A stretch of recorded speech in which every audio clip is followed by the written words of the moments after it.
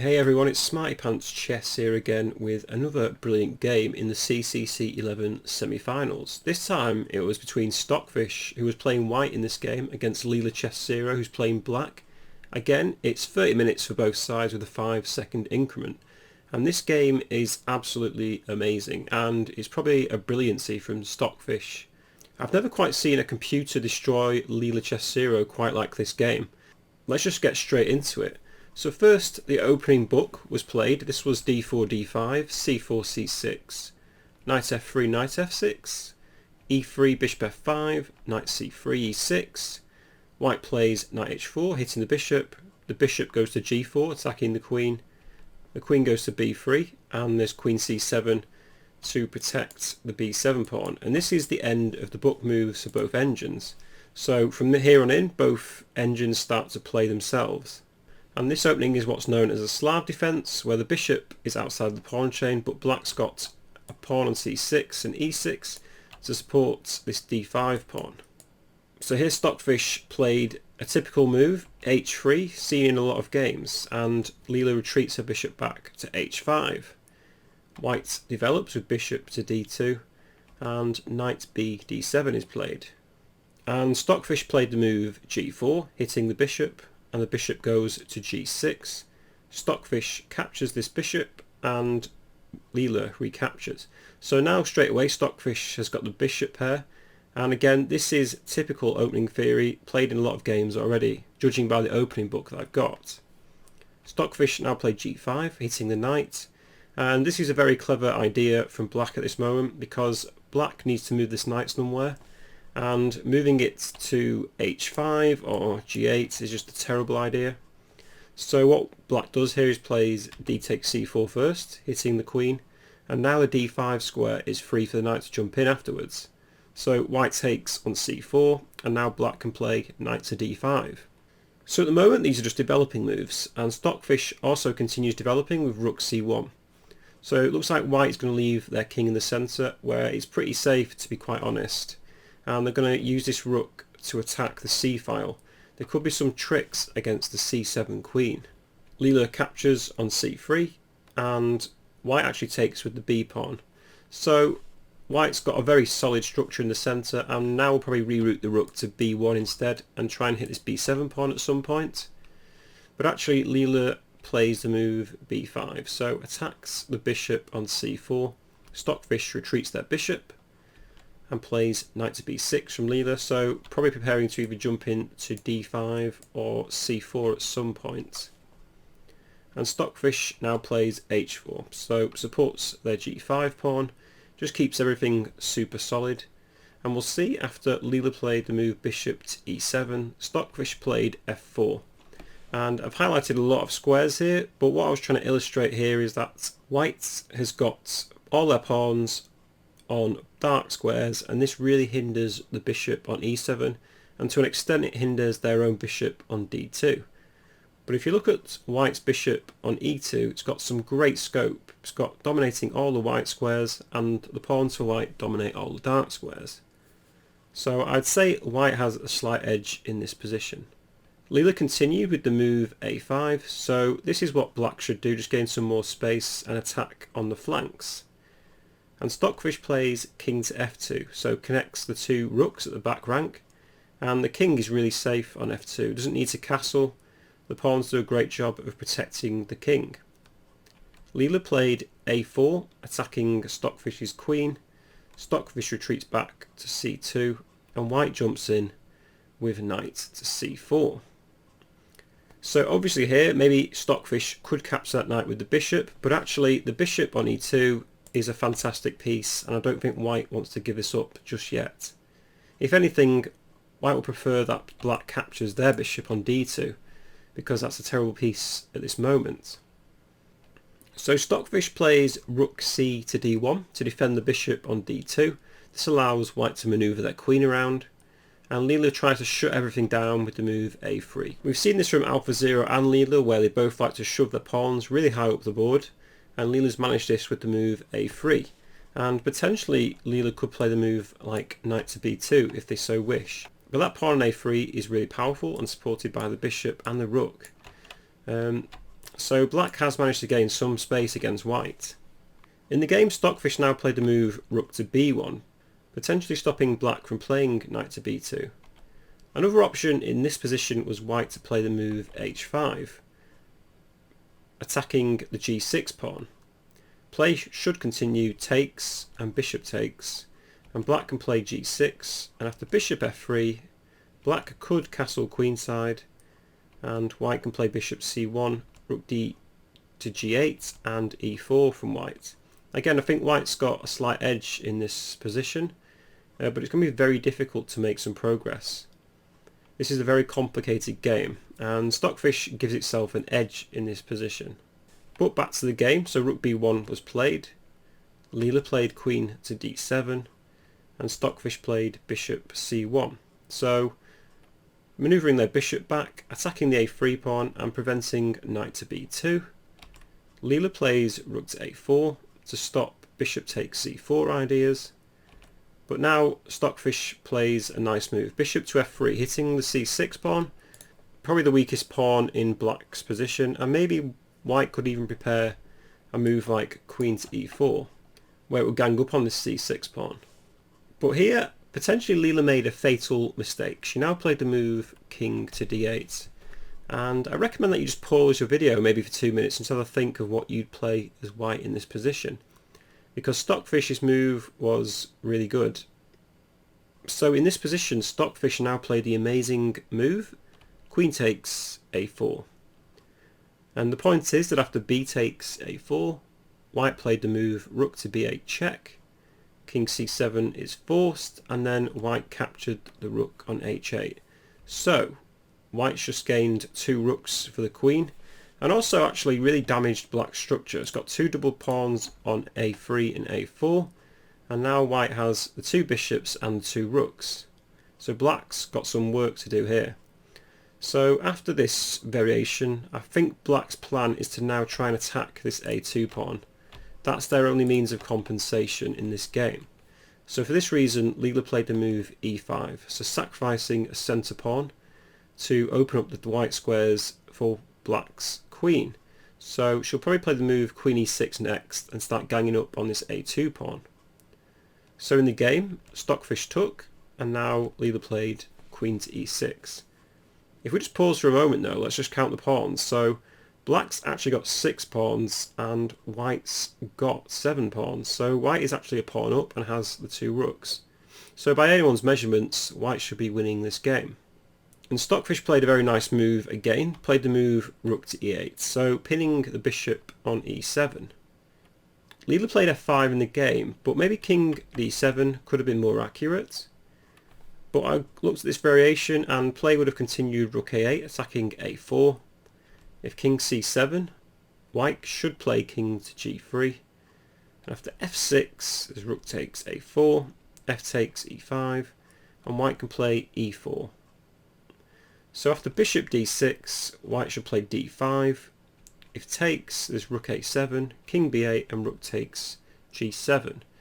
Again, this is an advantage for white, but it's very complicated, especially for a human player. This is very in-depth and there's a lot of calculations involved. But this type of position will be perfect for Stockfish, and you probably expect it to finish Leela off in this position. But back to the game, Leela played the move f5 instead, so gaining more space and trying to block up the white squares. Stockfish obviously doesn't want this, so they do en passant with g takes f6, g takes f6 is played, and Stockfish now continued. Instead of capturing on f6, Stockfish played the move h5. The point is, if black ignores this and plays the move g5, white will just play h6. So after h5, they've got to take, so g takes is played by Leela, and Stockfish captured with the rook, rook takes h5. And now Leela tries to come up with a devious plan. So she plays the move knight takes e5 here. The point is that black's now hitting the a2 pawn, and this is basically black's last stand. They've got to do this to try and maybe get another queen. So in the game, Stockfish took on e5, so wins a knight, and Leela captures on a2 with check. Stockfish goes king to e1, and Leela plays queen to b1. So now is hitting the bishop on c1, and we'll probably win a piece back, but not before white's finished taking black's pieces. So Stockfish continued the game. Rook takes e7 with check, and I've just put some red arrows in this position because if black goes to the back rank, this is very dangerous due to rook h8 ideas. So black is pretty much forced to play king to b6. That's what Leela played, and Stockfish continued with rook to e6. I think the point is that the bishop on c1 is lost, so there's no need to defend it, and instead Stockfish is just going after Leela's pawns on f6 and c6 because the bishop and rook are now converging on this square. So Leela now continued though with a2, and this is why this game is so amazing, because after rook takes c6 check, black goes king a7, and after a few checks from Stockfish, rook c7 check, king a6, rook c6, king a7 again, Stockfish captures on f6, and now Leela actually gets 2 queens, so a1 queen. And this position is incredible because, looking at this from white's perspective, I'm fully expecting to lose. I'm thinking rook, queen takes c1 is just an easy win for black, but Stockfish has some amazing moves to play themselves. So in this position, amazingly, Stockfish played rook a5 check, king b8 is played, and Stockfish is just incredibly accurate. It's quite unbelievable actually. They play the move king f2. Everything just seems to work out. I think the point is that after queen c1 here, white will play rook b6. If king c8, there's rook c5, king d7, bishop g4 check. And white's actually winning this game now. I'm going to mate black, because if king d8 in this position, rook c8 is checkmate. And if king e8 in this position, there's rook c8 check. King goes to f7, the only move, and then bishop to h5 is checkmate. And these 2 queens are actually doing nothing to help black defend. So that's what happens if queen takes c1. But Leela's a bit better than that, and she played queen a2 check. And white defends this with bishop to e2. So there's no more checks for black at this very moment because white's defending the f5 square. And this is a key motif in this endgame. The 2 rooks do a great job of stopping the checks from the black's queens. So Leela played queen to e4, so attacking the rook on c6. Stockfish played rook b5 check. There's king a7 and rook c7 check. So the king can't go to a6 because then there's a discovered attack from the bishop. So king a8 is played and rook h5. So now white is threatening to mate black with rook h8 checkmate. So if you're black, you're thinking there must be something here where I can win against these pieces with 2 queens on the board. But actually white's got everything covered. The rook does a great job of defending the f5 square from checks, and there's no other way to check white here because it also defends the h4 square from check as well. So black has to do something to defend rook h8 checkmate. I was thinking queen g8 in this position, but then actually the bishop on e2 is unpinned and can play bishop f3, pinning the queen on e4. So that doesn't work. And then we slowly realised that actually there's no way to defend rook h8. And in this position Leela has to give up a queen. Queen takes e2 was an option. After king takes e2, black can play queen g4. After king d2 though and queen h5 f7, it looks as though white's just going to get another queen because they're going to play rook c8 check and promote this pawn. So we can't play rook takes e2 in this position. So Leela just comes up with another move. She has to play queen g2 check, forcing the king to take, so king takes g2, and Leela plays queen takes e2 check. And after king to g3, queen takes h5, f7. Again we're in the same scenario where Leela is losing and white's preparing to play moves like rook c8 check and promote this pawn. So Leela now starts checking for her life. She plays queen g6, Stockfish goes king f4. And notice here that black really can't play queen to d6 check, because once let's say queen d6 was played, once the king moves, if queen takes c7, then white's just going to promote to a queen afterwards and still win the game due to this powerful bishop protecting the a3 square.